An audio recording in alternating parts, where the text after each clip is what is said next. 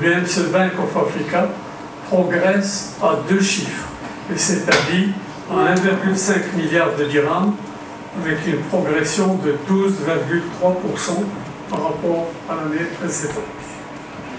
À l'international, des évolutions contrastées ont été enregistrées qui ont bridé la progression du résultat net du groupe. Les performances de l'année 2017 ont illustré le fait que le cœur du métier bancaire se porte bien dans ce groupe. Comme en témoigne une progression quand même à 2 chiffres du résultat de l'entité qui distribue les dividendes, c'est-à-dire la SA. En effet, ça a été la meilleure progression au Maroc parmi le secteur bancaire, 12,3. Mais dans le même temps, les autres composantes du groupe, c'est-à-dire celles qui permettent de calculer les performances consolidées, ont performé, je dirais, d'une manière contrastée. Mais ce qui a fait que le résultat net part de groupe est ressorti étal, c'est-à-dire au même niveau que l'an dernier. Mais il faut juste qu'on se souvienne qu'en 2015 et 2016, nous avions par 2 fois franchi des records de résultats grâce au fonctionnement, encore une fois, du cœur du métier de la banque et grâce aux activités de marché. Or, cette année, nous n'avons pas retrouvé cette même performance, notamment des activités de marché, puis elles ont même baissé de moins 42%, ce qui explique que la progression du résultat social ne se soit pas retrouvée dans les résultats consolidés. J'insiste auprès de nos analystes pour leur dire, s'il vous plaît, suivez des indicateurs très clairs, ce qu'on appelle le ratio du coût du risque. Le ratio du coût du risque montre qu'entre l'année 17 et 16 et 15, nous sommes au Maroc, en social, à 0,6%.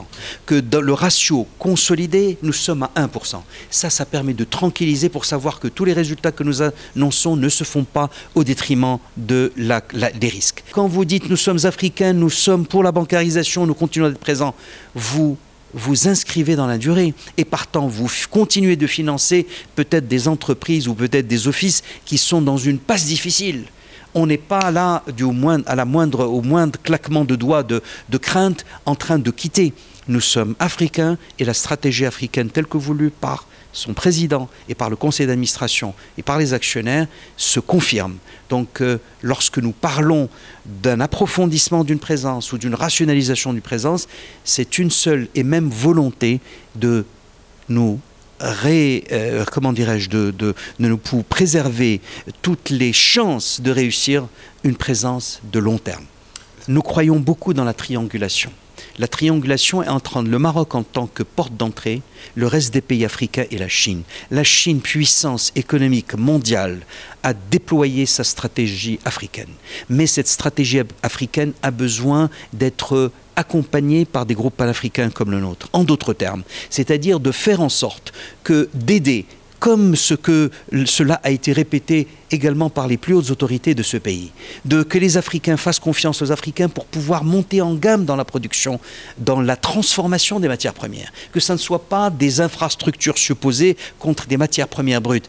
Quels sont ces pays, sauf des pays comme le nôtre, le Maroc, qui ont une volonté, par la volonté du souverain, parce qu'un secteur privé s'est inscrit dans ce sillage pour faire en sorte qu'il y ait des investissements qui permettent une industrialisation. Comment? Par cette triangulation, c'est-à-dire des entreprises en partenariat sino-afro-marocains qui vont peut-être à partir de ce hub que représente le Maroc, aller investir en Afrique, intensifier les échanges.